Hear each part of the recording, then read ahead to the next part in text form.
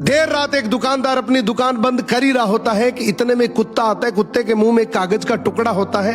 दुकानदार उस कागज के टुकड़े को खोलकर देखता है, उसमें कुछ पैसे और सामान की लिस्ट होती है। दुकानदार समझ जाता है कुत्ते को सामान चाहिए। वो सारा सामान एक थैली में पैक करके कुत्ते के आगे रख देता है। कुत्ता थैली को मुंह में दबाता है और वहां से चल देता है।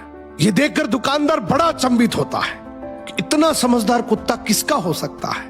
देखा जाए, दुकानदार भी कुत्ते के पीछे पीछे चल देता है। आगे जाकर देखता है तो दुकानदार और हैरान हो जाता है जब वो देखता है कि कुत्ता एक बस स्टैंड पर खड़ा है। बस आती है, कुत्ता बस में चढ़ जाता है। दुकानदार भी उसके पीछे पीछे चढ़ जाता है। अब वो देखता है कि कुत्ता कंडक्टर को इशारा करता है, अपने गले की पट्टी दिखाता है।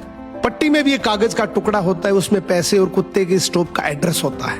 अब जैसे ही स्टॉप आता है, कुत्ता उतर जाता है। दुकानदार भी उसे स्टॉप पर उतर जाता है और इसकी एक्साइटमेंट और बढ़ जाती है कि आखिर इस कुत्ते का मालिक कौन होगा। इतना समझदार, इतना वेल ट्रेन्ड कुत्ता आखिर किसका है।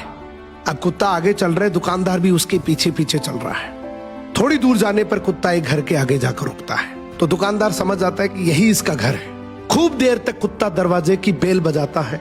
अंदर से दरवाजा खुलता है, उसका मालिक बाहर आता है और जैसे ही मालिक बाहर आता है वो कुत्ते को जोर से डंडे से पीटने लग जाता है। अब दुकानदार से रुका नहीं गया, बोला भाई साहब क्या कर रहे हो, इतना समझदार, इतना वेल ट्रेन्ड कुत्ता और आप इसको डंडे से मार रहे हो। तो वो मालिक बड़े गुस्से में बोला, काहे का समझदार, बाहर गया था तो चाबी नहीं लेकर जा सकता था, घंटी बजा बजा कर मेरी नींद खराब कर दी।